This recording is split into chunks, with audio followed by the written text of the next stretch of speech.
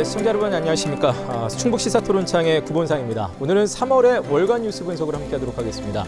지난 한 달 동안 보도된 수많은 뉴스 가운데서 대표적인 뉴스들 선정해서 전문가들을 모시고 다시 한번 짚어보면서 현실적인 대안까지 마련해 보도록 하겠습니다. 자, 오늘 토론 함께해 주실 세 분을 여러분께 소개해드리죠. 먼저 제 오른쪽으로 청주대학교 정치행정학 진재구 교수 나오셨습니다. 안녕하세요. 네, 반갑습니다. 그 옆으로 박재성 변호사 나오셨네요. 네, 안녕하세요. 네, 반갑습니다. 제 왼쪽으로 충북대학교 행정학과 이재훈 교수 나오셨습니다. 예, 안녕하십니까. 반갑습니다. 자, 오늘 3월의 월간 뉴스 분석은 이 세 분과 함께하도록 하겠습니다. 그러면 첫 번째 영상부터 먼저 만나보시죠. 119 구급차 안. 구급대원이 산모의 분만을 준비합니다. 잠시 뒤 건강한 남자 아기를 받아냅니다. 앞서 이 산모는 코로나19 신속 항원 검사에서 양성이 나와 다니던 산부인과에서 진료를 거부당하자 119의 도움으로 다른 병원을 찾고 있는 중이었습니다. 구급대원들과 소방본부, 방역당국까지 나서 1시간 가까이 타시도 병원까지 전화를 돌려봤지만 PCR 검사 결과가 없어 격리병상을 내어줄 수 없다는 답변만 되돌아왔습니다. 병원 선정이 계속 지연되고 있다. 계속적으로 타 병원에서도 못 받는다. 이렇게 얘기를 해주셨어요.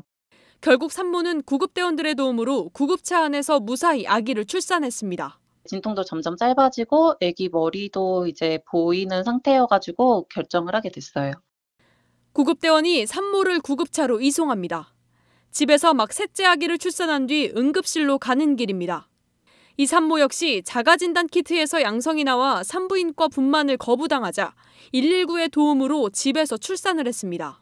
119 상황실에 의료 지도를 요청을 했어요. 영상통화로 의사분이랑 통화를 하면서 코로나에 확진된 임산부가 갈 수 있는 전용 병상은 충북에서만 단 2개, 충북대 병원에만 있습니다.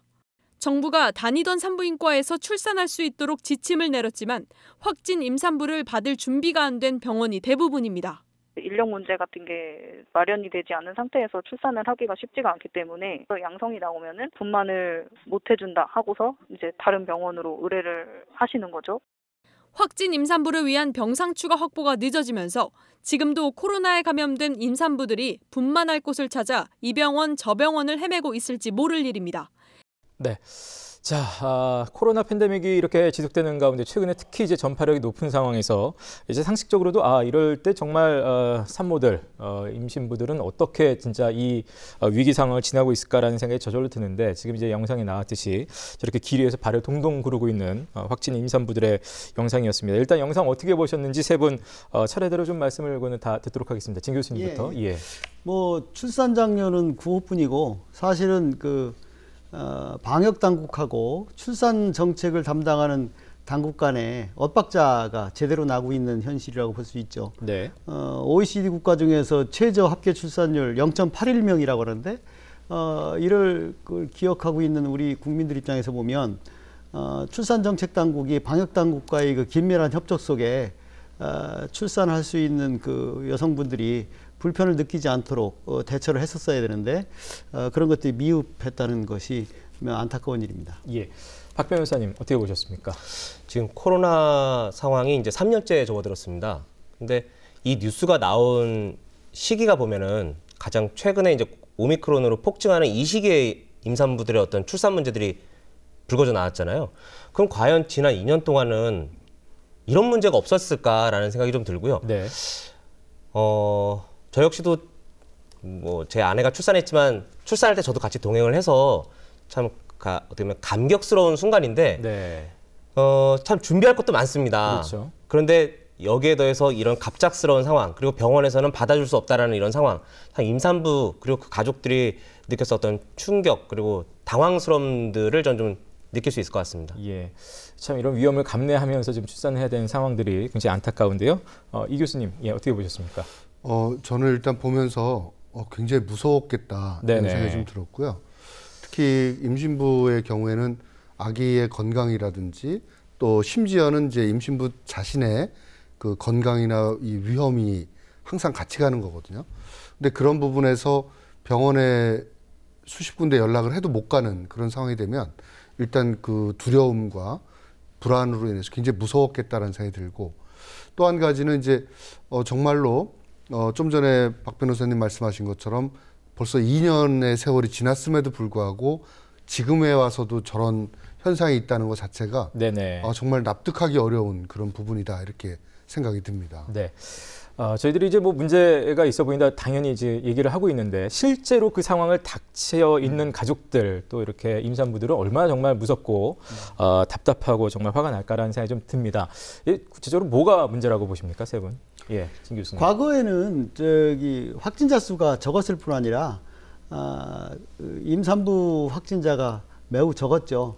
그래서 전국에서 이제 150개 정도 있는 음압 분만 병상에 충분히 수용 가능한 상황이었기 때문에 별 문제가 없었죠. 근데 이제 최근에 오미크론 때문에 이제 확진자가 폭증하면서 임산부조차도 확진되는 사례가 늘어나다 보니까 네. 이것을 적절히 대처할 수 있는 시간을 벌지 못했던 것 같은데 가장 큰 문제는 이제 과거 1, 2년 동안의 확진자 수와 지금의 확진자 수는 뭐 거의 비교할 수 없는 상황인데 여전히 확진 임산부를 위한 음압 분만 병상 수가 전국적으로 거점 국립대병원을 중심으로 해서 한 뭐 100여 개 정도, 네. 150개로 늘었다고 얘기를 하는데 충북의 경우만 하더라도 2개 내지 3개, 그것도 정확한 정보가 없습니다. 이렇게 있다고 하니까 이런 경우에 최근에 늘어나는 확진 산모들을 감안했을 때 이 대처가 좀 빨라졌어야 되는데 그것이 네. 어려웠다는 거고, 더 중요한 거는 이 정보 자체도 비공개라는 겁니다. 예. 많은 거점 병원장들이 낙인 효과를 우려해서 다른 일반 임산부들이 기피하는 것을 고려해서 자기 병원에 이런 음악 분만 병상이 있다는 사실조차를 공개하고 있지 않고 네. 확진자가 나왔을 경우에 이제 비공개로 처리한다는 문제인데 이 문제는 상당히 좀 민감한 문제이긴 합니다. 예. 그래서 그 문제를 좀 어떤 식으로 병원과 정책당국 간의 협조를 통해서 해결해야 할 필요가 있지 않느냐 하는 생각입니다. 네. 네, 이 교수님. 예, 이번에 이 사태는 이건 정말 사태라고까지 저는 보고 있는데요. 예를 들면 이게 우리 지역만의 문제가 아니고 네네. 부산의 경우는 인구가 340만 명이거든요. 근데 이 코로나19에 확진된 임신부를 출산할 수 있는 병원이 없습니다. 부산이요? 전혀 없습니다. 그래요? 예, 그리고 이제 부산뿐만 그런 게 아니라 전라남도도 그렇고 경상북도도 이런 코로나19 확진된 임신부의 출산을 네네. 해줄 수 있는 병원이 전혀 없다는 겁니다. 세 군데 다. 그렇다면은 이제 이쪽 지역의 임신부 입장에서는 출산이 임박하게 되면은 거의 100km 이상을 달려가지고 예. 병원을 찾아다녀야 되는 그런 상황인데요. 확진 임산부의 경우. 예. 예. 그러니까 이제 기존에 아무리 지난 2년 동안에 확진자 수가 적었다 할지라도 저희 입장에서 보면은 그래도 부산 340만 명이 사는데 그럴 가능성에 대해서 준비 정도는 해야 되는 게 아니냐. 특히 우리 충북도만 하더라도 지금 160만 명 인구에 딱 우리 충북대학교 병원밖에 없거든요. 이러면 이제 북부 지역이라든지 남부 네네. 지역에서 이제 출산을 앞둔 임신부의 경우에는 여기까지 달려와야 되는 거거든요. 그래서 이런 부분들에 대해서 위기 대비가 전혀 이루어지지 않았구나. 새삼 놀라게 되는 거죠. 예. 박 변호사님. 예. 결국은 정부에서도 일반 병원, 그러니까 전담 병원이 아닌 일반 병원에서도 확진된 임산부를 받아서 출산할 수 있도록 네. 이제 권고를 하고 있습니다. 근데 권고기 때문에 해당 병원이 일반 산부인과에서 그거를 수용을 해서 우리 병원으로 오십시오라고 얘기를 해줘야 되는데 예. 병원 입장에서는 그것이 좀 두려운 것 같아요. 그러니까 내가 선의로 이제 당연히 의료진의 어떤 의료 의무에 따라 이렇게 이제 병실을 제공을 했는데 확진이 안 된 일반 임산부 같은 경우엔 거기 코로나 확진자인 임산부가 거기서 출산을 했다라고 했을 때 그것이 아까 교수님 말씀하셨지만 소위 말해서 낙인 효과로 예. 부정적인 영향이 끼칠 것 같아서 적극적으로 호응을 안 하시는 것 같아요. 그러니까 그러다 보니까 더더욱 명단을 공개하지 않는 것 같고요. 예. 아까 전에 구급차 안에서 뭐 불가피하게 출산을 한 경우 있었지만 근데 만약에 불가피하게 제왕절개를 해야 되는 경우도 있잖아요. 예. 근데 확진된 임산부인데 제왕절개가 필요하다. 근데 우리 병원에서는 못 받아준다. 이건 정말 큰 상황이거든요. 예. 근데 과연 이런 문제에 대해서도 정부가 대책이 있는지 네. 이 부분은 아주 정말 시급한 문제라고 생각됩니다. 예. 저도 그 이제 문제와 부분을 관련해서는 보니까요. 네, 진 교수님 먼저 듣고. 예. 그 문제와 관련해서는 이제 정책 당국에서 일반 산부인과에서도 그 확진 임산부한테 출산을 할 수 있도록 권고를 하지만 예. 어느 개인 병원도 손해를 감수하면서 그걸 할 병원은 없어요. 예. 그래서 사실 이번에 통계를 보면 뭐 100개 내지 150개 정도가 명확하지 않은 정보가 있는데 전국적으로요. 예. 서울이 46개고 대구가 20개가 있다는 것은 매우 특이한 상황인데 네. 대구만 하더라도 그 코로나 초기에 폭증이 있었잖아요. 예, 예, 예. 그래서 대구에는 음압병상을 많이 갖췄던 거예요. 그래서 이제 대구는 다른 지역에 비해서 월등하게 그것이 많이 갖춰져 있었는데 다른 지역은 이제 확진자 산모가 남의 일처럼 느껴졌기 때문에 이제 그런 현상이 발생했던 건데 최근에 이 문제를 해결하는 과정에서 하나의 그 유용한 사례가 있었는데 울산에서는 예. 정부에서 지원을 해주는 존재로 해서 코로나19 분만 특화 거점 전담병원을 민간병원에서도 할 수 있도록 지정을 했어요. 그러니까 말하자면 아까 말씀하신 대로 일반 산모와 확진자 산모를 동시에 다루는 것이 아니라 어떤 중견급 산부인과에서 확진자만 받겠다. 그 대신 이제 그에 따른 손해를 정부가 보전해주는 예. 그런 형태로 울산에서 이제 그 하나의 여성병원이 지정됐다고 하는데 예. 이건 상당히 그 의미 있는 케이스라고 생각해요. 네. 그런 것들이 말하자면 일반 병원에서 하지 않는 문제를 해결할 수 있는 중요한 수단이라고 생각합니다. 네, 이 교수님. 잠시 전에 이제 박 변호사님 말씀하셨던 제왕절개만 하더라도 정말 위중한 상태거든요. 굉장히 시급하고. 근데 이제 보통 제왕절개 수술할 때도 의료진이 한 7명 정도의 의사분들이 이제 참여를 하는데 이게 이제 코로나19 확진된 임신부의 경우에는 14명이 필요하다는 거예요. 그런데 그것에 대한 이제 병원 정보라든지 이게 공개가 안 되어 있기 때문에 임신부 입장에서는 자칫하면 뭐 생명을 잃을 수 있는 그런 상황들이 빈번하게 지금 발생하고 있다는 점도 저희가 감안을 해야 됩니다. 예. 자, 결국은 이제 확진된 임산부들이 이제 출산할 수 있는 병원들이 지금 공개도 잘 안 되고 있고 워낙 수가 적기 때문에 지금 아까 뉴스에서 보셨지만 119에서 결국 병원을 찾아서 전화해서 찾아다녀야 되는 상황 혹은 저렇게 집에서 그냥 출산을 해야 되는 그런 상황들이 있습니다. 말씀하신 듯이 울산 사례 말씀하셨습니다만 그런 게 한 가지 방안이 될 수도 있을 것 같긴 하고요. 저출산 시대라고 우리가 얘기는 많이 하는데 이런 부분들 때문에 이제 현실적으로 굉장히 좀 비판의 목소리가 높은데요. 좀 어떻게 해결을 좀 할 수 있을지 어떤 방안들이 더 있을까요? 첨언하실 것들이 있다면. 제가 예. 말씀드린 것이 아까 그 좋은 사례라고 한 이유는 뭐냐면 예. 일단 그 확진자 산모를 받으려면 출산에 대한 전문 의사와 방역 말하자면 코로나 치료에 대한 전문 의사가 같이 있어야 되거든요. 그러면 그런 여성 병원을 중견 산부인과들이 그런 전담 병원으로 지정되기 위해서는 그쪽에서 부족한 방역 인력이라든가 또는 감염내과 이런 그 전문 의사가 정부에서 지정해서 지원을 해줘야 돼요. 그 다음에 일반 그 환자를 받았을 때 수익에 비해서 엄청난 손해가 났을 가능성이 있기 때문에 그런 것에 대한 보존비용을 명확하게 해준다면 예. 좀 자원하는 중견 병원이 나오지 않을까 이런 생각이 합니다. 풀 수 있는 방법은 분명히 있다. 예. 그런 말씀이십니다. 예, 이 교수님. 예, 지금 이제 저희가 방송에서도 봤지만은 구급차에서 분만을 하지 않습니까? 출산을 할 때 이게 미담으로 저희가 보고 있는데 실제로는 대단히 위험한 상황이거든요. 그렇기 때문에 이제 이런 그 구급차 출산이라든지 또는 위중한 상태가 예측할 수 없는 그런 제왕절개 등과 같은 응급분만 상황에 대비하기 위해서는 현재와 같이 그 안이한 방식으로는 안 된다. 근본적으로 아까 진재호 교수님도 말씀하셨지만 울산의 그런 병원 사례처럼 아예 그 지역별로 네네. 일정 거리마다 좀 지정을 해서 안전하게 아이를 낳을 수 있도록 해주는 게 절대적으로 필요하다 이렇게 보고 있습니다. 예. 혹시 이 뉴스 관련해서 댓글 있으면 좀 저희가 관심이 상당히 많아서 댓글이 많았는데요. 아, 그렇군요. 일반인들보다는 이제 그 해남 지역 구급대에서 분만을 도운 소아과 의사의 네네. 댓글이 있었어요. 이제 소아과 의사 분만을 도와줬던 모양인데 이분도 이제 일반 병원에서 이 분만을 유도하는 것은 현실적으로 어렵다. 그래서 거점 병원에서 응급 분만이 가능하도록 지원을 강하게 네네. 해줄 필요가 있다 이런 얘기를 하고 있습니다. 예.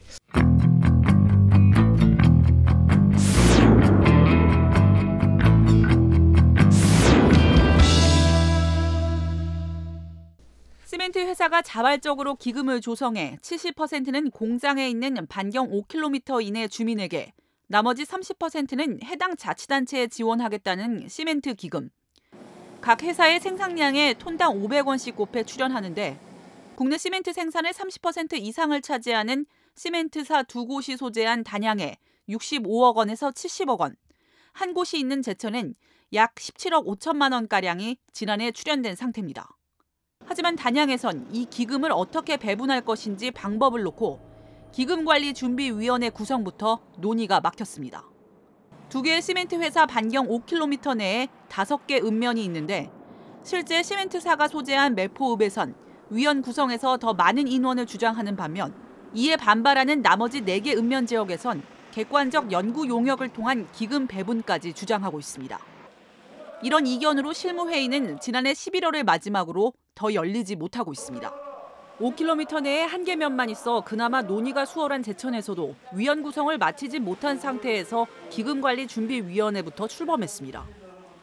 제천에선 시멘트협회와 산업통상자원부 협의에 따라 위원 7명 가운데 4명은 시멘트사가 추천하고, 나머진 국회의원과 시장, 시의장이 1명씩 추천하기로 했는데, 일부가 추천 인사를 정하지 못하고 있습니다.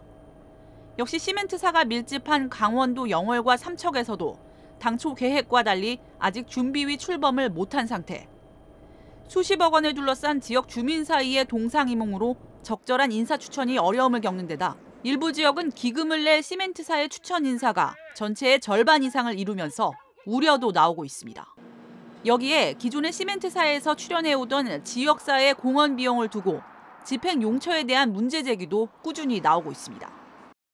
국회는 1년 동안의 기금 출연 활동을 본 뒤 시멘트세 입법을 다시 논의하겠다며 유예 기간을 준 상황. 충청북도와 광역자치단체들은 여전히 시멘트세 입법을 추진하고 있는 가운데, 이를 막기 위해 마련된 기금 운용의 첫 시작이 순탄치만은 않아 보입니다. 자, 지역에서는 계속해서 다뤄졌던 뉴스입니다. 시멘트 기금 관련해서 일단 영상 어떻게 보셨는지 세 분 이거는 다 차례대로 좀 듣도록 하겠습니다. 변호사님부터. 예. 그 시멘트세를 부과당하는 곳은 이제 시멘트 제조 회사입니다. 그쪽에 이제 불똥이 떨어졌죠. 작년에 특히 이거와 관련해서 국회에서 소위원회를 이걸 통과하느냐 마냐가 문제됐었는데 결국은 통과가 안 됐습니다. 예. 그래서 만들어진 것이 이제 시멘트 기금인데, 네.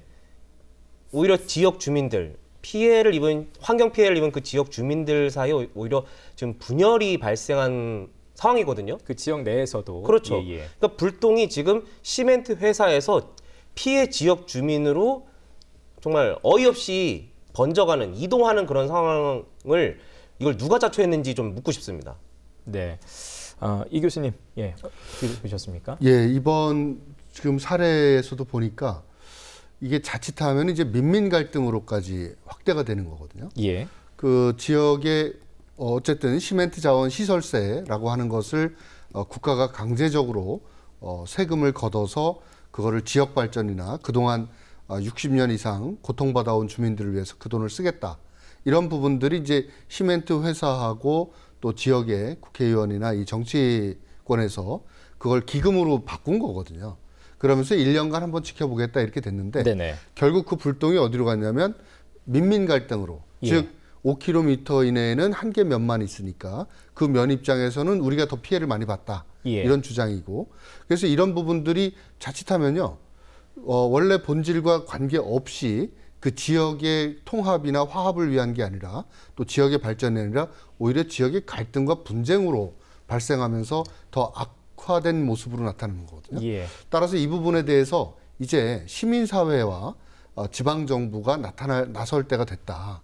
그리고 정말로 주민들, 그동안 고통받아온 주민들을 위한 진정한 해결 방안이 무엇인지에 대한 논의가 시작돼야 된다고 보는 겁니다. 네, 같은 어떤 의견이신 것 같고요. 사실 예, 이 문제는요, 우리가 그 외부 불경제라고 그래서 재화와 서비스를 생산하는 그 민간 기업들이 그 재화와 서비스를 생산하는 과정에서 나타나는 사회적 비용을 부담하지 않으려는 그 회피 때문에 시장 실패가 발생합니다. 즉 외부 불경제라는 것은 제품을 생산하는 과정에서 환경 오염이라든가 교통 혼잡이라든가 여러 가지 그 대기 오염이라든가 등등 다양한 형태의 사회적 비용이 발생하는데, 그 사회적 비용을 누가 부담할 것이냐 문제이거든요.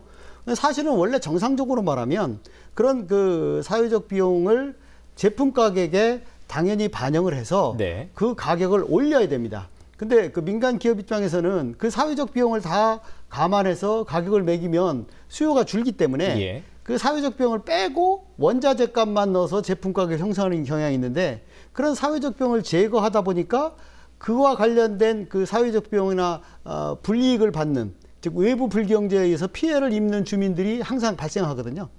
이 문제를 해결하기 위해서 과연 기업의 자발적인 뭐 기금이라든가 이것으로 해결할 거냐 네. 아니면 정부가 구체적으로 개입을 해서 목적세를 통해서 제품 가격에 반영을 하고 그로 인한 피해를 주민들과 논의해서 피해를 보상하는 것이 나으냐 이런 그 선택의 문제라고 볼 수가 있어요. 예. 이 문제는 시멘트 업계에서 자치단체들이 주장하는 시멘트 자원시설세라는 목적세 도입을 저지하기 위한 수단으로서 도입한 거라고 보기 때문에 일단 이 기금 자체가 논란이 있다는 거죠. 예. 지금 뭐 아까 조금 전에 뉴스 나왔습니다만 시작 단계라고 할 수 있는 그 기금 운영위원회 구성부터가 지금 난항을 겪고 있거든요. 아까 뭐 민민 갈등 말씀하셨습니다만 난항을 지금 겪고 있습니다. 이렇게 된 이유는 뭐라고 보시는지요? 아니 예. 실제 아까 제가 말씀드렸듯이 예. 외부 불경제를 보는 정당의 시각이 근본적으로 다릅니다. 예. 진보적 정당은 대부분의 서구 국가에서도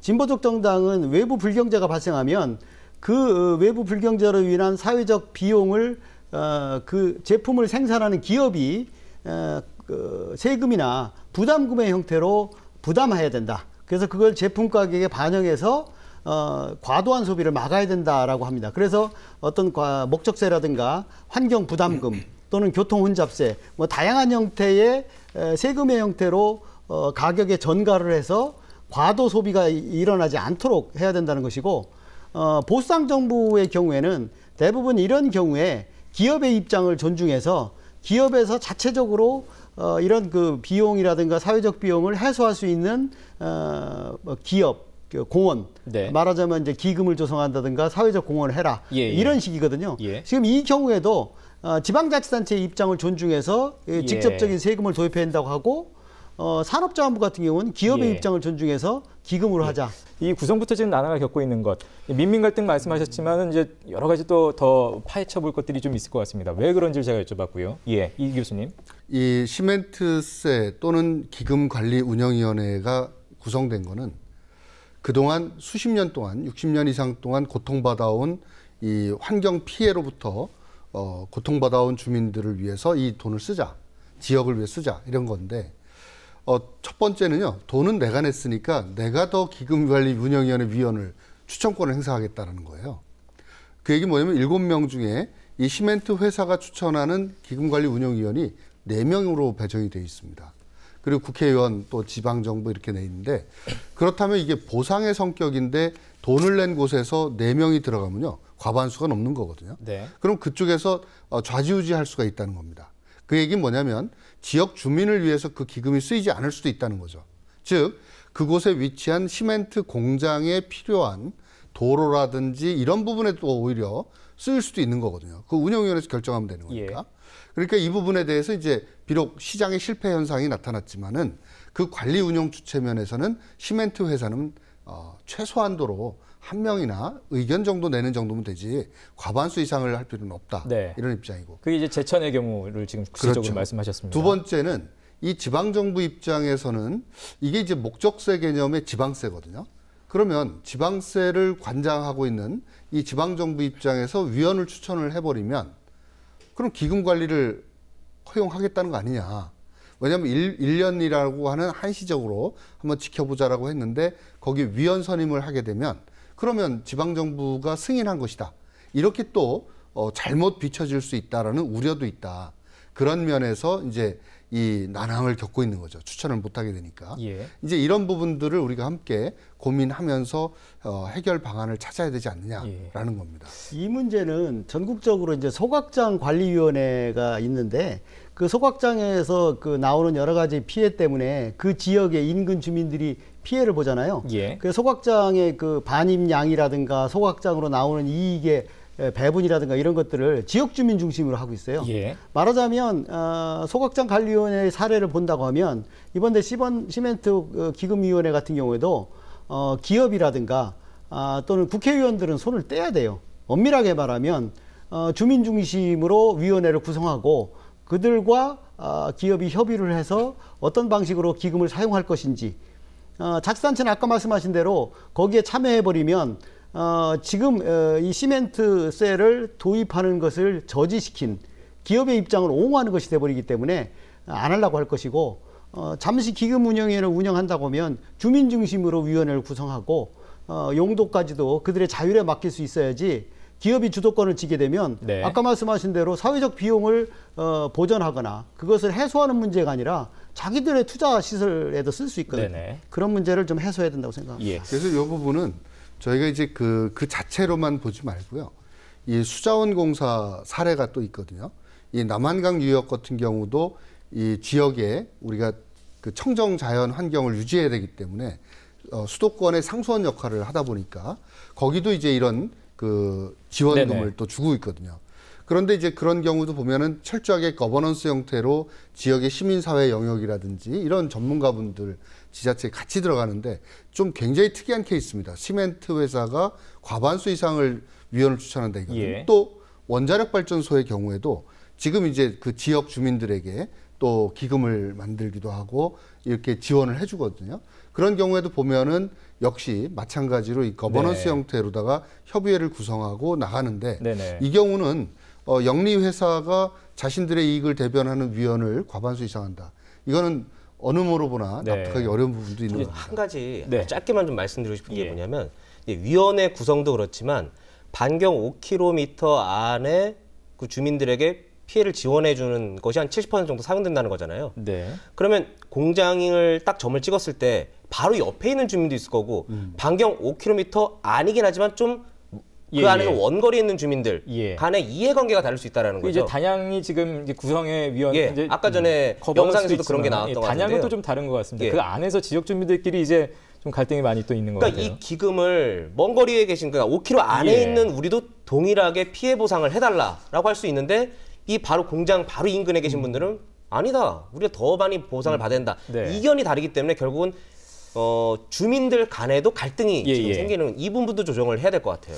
결국 이 문제를 좀 어떻게 좀 풀어가면 좋을지 뭐 간략하게 좀 어떤 대안들이 있을까요? 예. 제가 판단하기에는 실제적으로 이 피해 문제에 대한 규명이 필요합니다. 아까 말한 대로 기금이든 목적세를 도입하든 간에 원천적으로 그것은 기업의 자선이 아니고 기업이 끼친 피해에 대한 보상이라는 차원에서 과학적으로 그 피해의 규모라든가 범위를 과학적으로 먼저 조사를 하고 그에 따른 피해 보상이 이루어지는 것이 선결이다. 말하자면 나눠먹기식의 판단이 아니고 네. 그 과학적 접근을 먼저 해야 된다. 이런 생각입니다. 네, 다른 분들, 예, 이 교수님. 이 부분은 이제 그 시멘트 회사가 어쨌든 원천적인 그 주민들에 대해서 보상 차원이기 때문에 좀 더 전향적으로 나가야 된다는 거예요. 지금 자꾸 이렇게 소극적으로 나가고 자신들의 이해관계를 관철시키려는 것보다도 다른 지역의 사례들을 보면요, 오히려 보다 적극적으로 지역사회에 공헌을 하겠다 하고 아이들에게 또 장학금도 주고 또 도로를 개설한다든지 또는 그 사회복지법원에다가 이런 재단 같은 데다 기부도 한다든지 솔선수범하는 모습을 보이거든요. 그러다 보니까 오히려 지역 주민들과 굉장히 친화력을 갖게 되고 긍정적으로 바라보거든요. 근데 지금 우리 지역의 경우는 이걸 자꾸 회피하려고 하다 보니까 네. 이런 문제가 벌어지는 것이다. 좀 더 전향적이고 적극적으로 그동안 피해 입은 주민들과 지역에 대해서 우리가 함께 해나가겠다는 모습을 보여야 된다고 봅니다. 예, 변호사님. 예. 저는 결국 저희가 이렇게 이 자리에서 토론하는 이 과정에서도 지금 기금의 어떤 부정적인 측면을 많이 얘기하고 네네네. 계시잖아요. 결국은 기금은 한계가 있을 수 있고요. 기금은 기업에서 우리가 얼마 해줄게라는 약간 시혜적인 그런 느낌이 있어요. 이거는 분명히 본인들이 끼친 피해에 대한 환경, 어떤 피해에 대한 배상 측면, 배상 측면이 있는데 거기에서 내가 입김을 더 내겠다라는 측면 자체는 기금은 좀 한계가 있는 것 같고요. 과연 이게 지속적으로 집행이 될지도 의문이고요.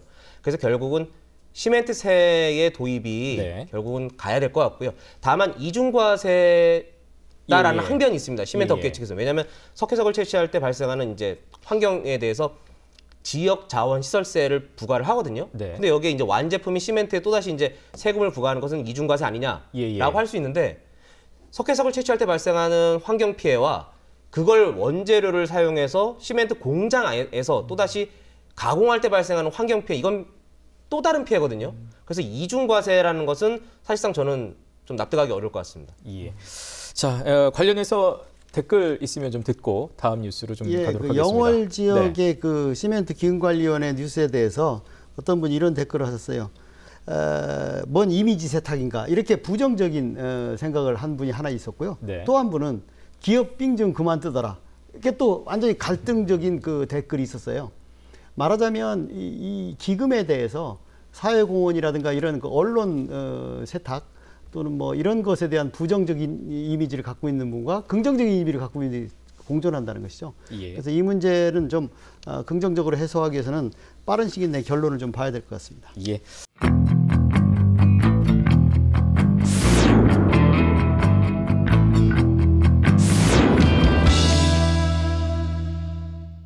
고양이를 덫으로 유인해 가둔 뒤 불을 붙인 가해자. 인터넷 커뮤니티에 이 잔혹한 영상을 재차 올리고 울음소리를 막기 위해 흉기로 여러 차례 찔렀다며 마치 무용담처럼 늘어놓았습니다. 암호화된 가상사설망, 일명 VPN까지 사용해 안 걸린다며 자신하기까지 합니다.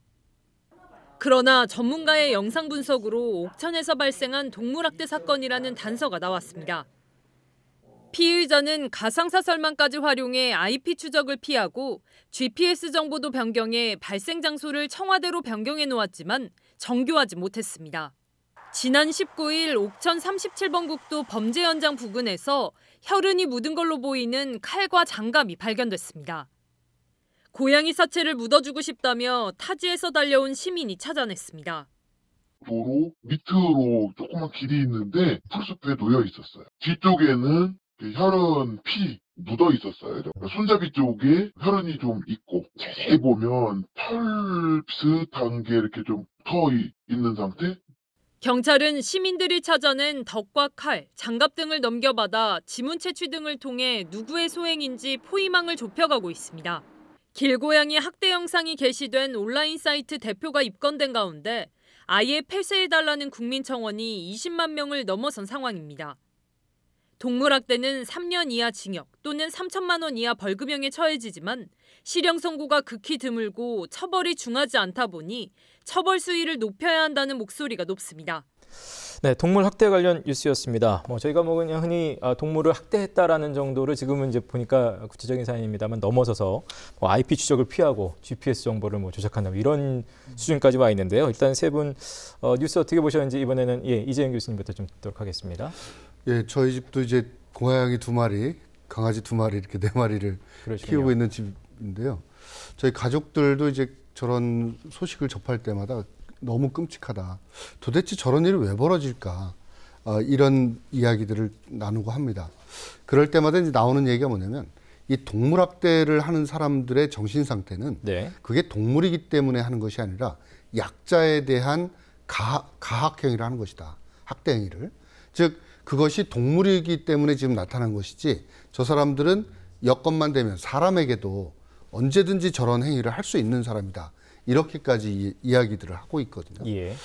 그 과거에 전통적으로 봤을 때는 어떤 그 학대범의 개인적인 공감 능력의 부족이라든지 다혈질적인 성격이라든지 뭐 스트레스 해소 목적 이런 게 전통적인 측면의 동물 학대 모습이었다면 오늘날 이 온라인 상에서 동물 학대를 스스로 공개하고 자기 과시를 하고 이런 것들은 오히려 그런 가학행위나 폭력 행위를 다른 사람들로부터 인정받고 그걸 전파시키려는 의도적인 나쁜 요소까지도 함께 포함하고 있다라고 보고 있습니다. 예. 따라서 이제 이런 부분을 단순하게 어떤 그 사건 사고로만 보지 말고 강력한 그 수사를 할 수 있도록 전담 팀도 좀 만들어야 되고 거기에 대한 처벌도 강력하게 해야 된다 이렇게 보고 있습니다. 네, 진 교수님.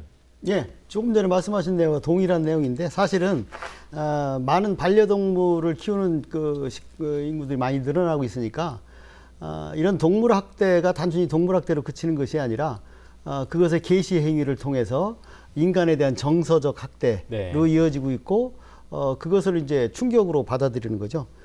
이런 동물에 대한 물리적 학대가 아니라 인간에 대한 정서적 학대로 이어지고 그런 것에 대한 쾌감을 느끼는 것 같은데 이 문제는 매우 심각한 문제입니다. 예, 박 변호사님, 어떻게 보셨습니까?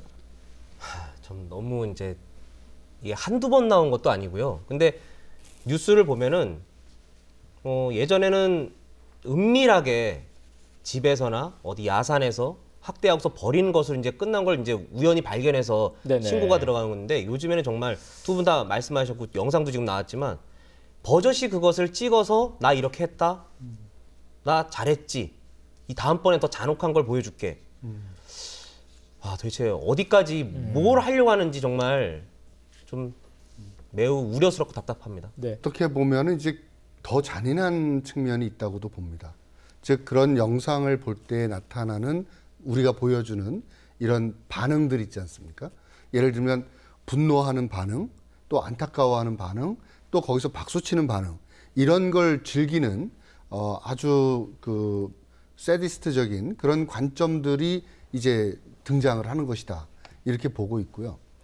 이 부분은 과거에는 사람들에 대해서 했던 잔인한 행위들이 이제 사법적 처벌에 따라서 불가능해지니까 그거를 약자인 동물들에게, 특히 반려동물들에게, 묶여있는 반려동물에게 이제 저지르는 범죄 행위라고 보는 겁니다. 아마 이제 그런 측면에서도 우리가 한번 볼 수 있고, 법적인 측면에서 보면 사람이라든지 우리 인간에게 그런 잔인한 행위를 했을 때는 강력한 처벌을 받지만 처벌의 수위가 낮기 때문에 그것이 전이된 것이 아닌가, 또 이렇게도 볼 수 있습니다. 예, 지금 이제 처벌의 수위가 낮다는 얘기들이 자꾸 나오고 있는데 실제적으로 구체적으로 이제 동물 학대 사건 관련해서 법적인 처벌은 현재 어떻게 이루어지나요? 동물보호법에 따르면요, 이와 같이 동물을 학대해서 죽이게 한 경우에는 이제 3년 이하의 징역 또는 3천만 원 이하의 벌금에 처해집니다.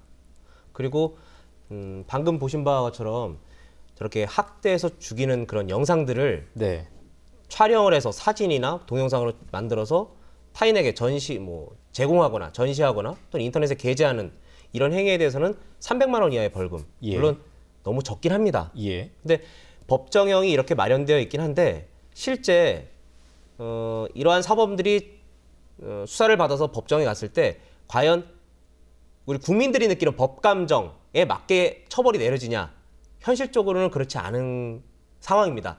제가 보니까 한 대부분 벌금형이 많은 것 같고요. 한 500만 원 내외의 벌금형이 많은 것 같습니다. 그리고 가령이 아니죠. 징역 6개월 정도, 그러니까 실형 정도가 나오는 경우 또는 집행유예가 나오는 경우도 꽤 드문 편입니다. 그래요. 법적으로는 3년 이하, 3천만 원 이하 이렇게 얘기가 돼 있지만 실질적으로 이제 판결을 받는 거는 그렇게 그냥 약하게 받고 있다라는.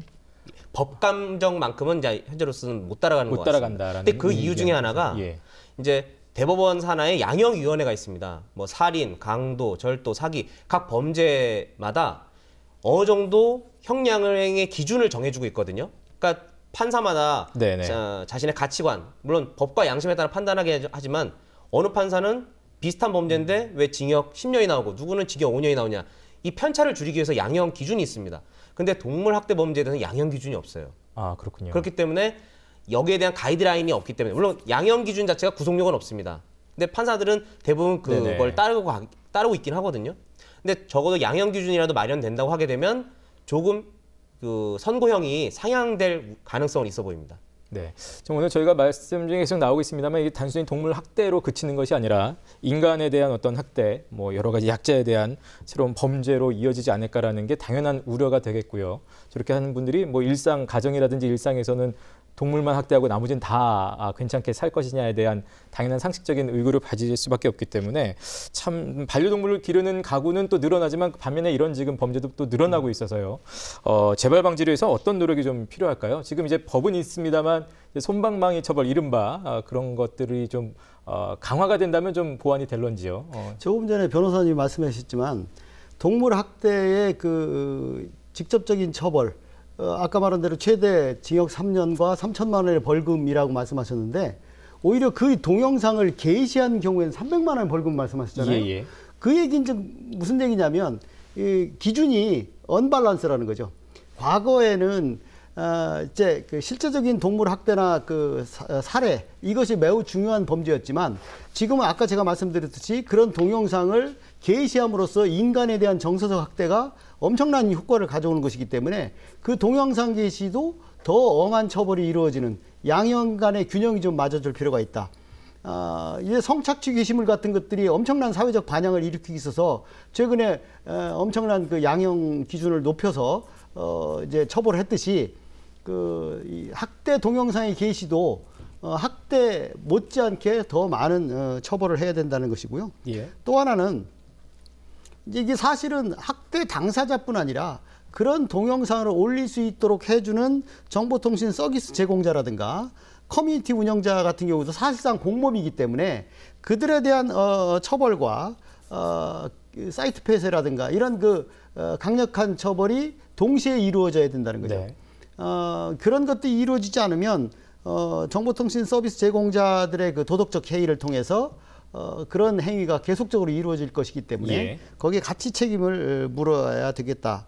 그래서 이런 문제에 대해서 많은 그 동물학대 범죄자들이 이제 사람에 대한 그 학대나 살인 행위와 달리 처벌받지 않을 수도 있다. 이런 것들을 갖고 있기 네네. 때문에 반드시 처벌을 받는다는 확신성을 심어줘야 되고 처벌의 엄격성, 그다음에 범인 검거의 신속성 이런 것들이 이루어져야 네. 범죄가 줄어들 것 같습니다. 네, 변호사님은 지금 법적 정비를 주로 말씀을 강화를 많이 하셨는데 예, 어떻게 생각을 하십니까? 저는 지금 이 동물학대 사례를 수사기관에서 직접적으로 인지해서 진행한 것보다는 주로 그 동물 애호가라고 할까요? 그 캣맘 이런 네네네. 분들이 자체적으로 동호회를 통해서 이런 학대 사실이 있다. 우리가 발견했다라고 해서 단서를 네. 수사기관에 제공해 줍니다. 아까 그 영상도 그랬었죠. 예. 예. 그러니까 이 부분에서 수사기관의 사실 역량이 현재로서는 부족한 거죠. 그러니까 왜냐하면 사람의 범죄, 기업의 범죄만 수사하기도 지금 어떤 인력이 부족한 상황이다 보니까 그래서 저는 자치경찰제 있잖아요. 뭐 하시는 일 많긴 하지만 혹시 가능하시다면 자치경찰, 어떤 지역의 어떤 네네네. 가장 중요한 문제이기도 하고 점점 사회적으로 많은 공감대를 받고 있는 범죄이다 보니까 이 부분에서 자치경찰의 역량을 좀 키워서 좀 여기에 수사 역량을 배가시키는 것이 어떤가 생각합니다. 네, 이 교수님. 예. 예, 지금 동물학대로 실형을 받는 비율이 10% 정도밖에 안 됩니다. 그 얘기는 90%가 실형을 받지 않고 있다는 거거든요. 그래서 이제 동물학대 범죄자들의 그 인식은 이건 복불복이다. 즉 내가 동물학대를 해서 그걸 올려도 내가 실형을 받을 확률은 90%다. 90%는 안 받을 수 있다는 네네네. 거거든요. 재판부 잘못 만나면 난 실형 받는데 그나마도 거의 대부분이 집행유예나 벌금으로 끝나거든요. 그러다 보니까 좀 전에 변호사님 말씀하신 것처럼 일관된 양형 기준도 없고 네. 그래서 이런 사법적 체계를 한번 질서를 잡아야 된다 하는 거하고 또 한 가지 이제 미국의 사례인데요. 이 미국의 그 위기 관리 시스템에 보면은 재난이 발생했을 때 펫 리스폰스 팀이 따로 있거든요. 즉 반려동물들을 찾아내서 안전한 곳으로 대피시켜주는 그런 시스템까지 갖고 있거든요. 예. 그 얘기는 뭐냐면 이 범죄 자체로 이거는 용납할 수가 없는 거고 심지어 가장 최후의 순간에 사람을 구해야 되는 순간조차도 이 반려동물 전담팀들이 뛰어나가서 신고를 받고 구출을 해서 주인과 함께 안전한 곳으로 이동시켜주는 서비스까지 하고 있거든요. 네. 그런 면에서 본다면 이 우리 생활경찰, 생활안전을 책임지고 있는 경찰에서 이 부분을 책임져야 된다. 이렇게 보고 있습니다. 예. 첨언 혹시 없으시면 뭐 댓글 있으면 저희가 마지막으로 소개를 좀 받겠습니다. 이 동물학대에 대한 댓글이 엄청나게 많습니다. 하나 네네. 기사를 검색하니까 300개가 넘는데 대부분 공통적인 특성이 뭐냐면 이 동물학대가 동물학대로 끝나지 않을 것이라는 우려가 많습니다. 그래서 어떤 댓글러들은 저런 짓 계속하다가 동물도 시시해질 때쯤이면 어린아이를 상대로 하겠지. 또 다큐가 생각납니다. 그 사람도 처음에는 고양이로 시작했다가 사람도 죽인 건데 이 제일 우려스러운 것들이 네네. 사람에 대한 범죄로 이어질 것에 대한 두려움들을 갖고 있더라고요. 이 문제는 심각한 것이라고 볼 수 있습니다. 네, 자 월간 뉴스 분석 이렇게 함께했습니다. 오늘 함께해 주신 세 분 감사드리겠습니다. 고맙습니다. 네. 자, 지난 한 달 동안 관심이 있었던 뉴스를 선정해서 전문가들과 함께 풀어봤습니다. 월간 뉴스 분석 저희는 앞으로도 계속해서 더 깊이 있게 들여다보고 현실적인 대안을 찾기 위해서 노력하겠습니다. 충북 시사 토론창 3월의 월간 뉴스 분석은 여기서 마치겠습니다. 고맙습니다.